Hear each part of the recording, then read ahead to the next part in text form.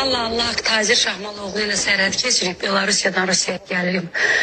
Yoldayıq, burada da bilirsiniz də danışmaq olmur, çəkilmişəm bir tərəfə. Yadıma düşdü.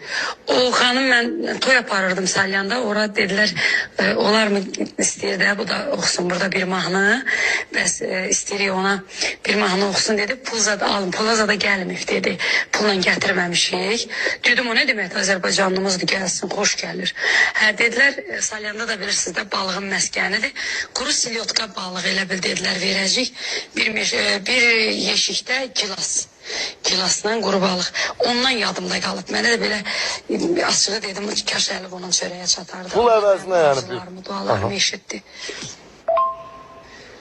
Rauf adında ev sahibi var idi. Sonralar eşitdim ki rəhmətə gedib, Allah rəhmət eləsin. Bax onların toyuna o Salyanda bir yeşik gilas, bir de bunun sesini artırın biraz uşaqlar mikrofonu. Ona gelmişti yani çok böyle yani tamamızda yani kardeşlerin ansamblıydı Ferhat Tufan. Geldi o da böyle biraz kışkırmağı yadımdadır ki kışkırırdı.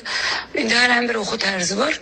Mən pis demirəm də. Bir balaca da elə bir gözündə hərdən nəsə belə Allah kömək olsun Allah. Mən pis mənayla demirəm Allah haqqı. Yəni ulan deyirəm də şər deyil ki mən demirəm ki yəni göz elədi deyə. Sonra yaş məsələsində də pasportumu göndərdim. Bir onunkine de baxın görək nədən danışır. Pasporta baxın.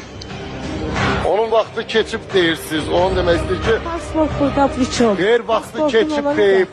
Bir yaşımıza baksın. Baş üstüne onu demək istəyir. Burada ne baş...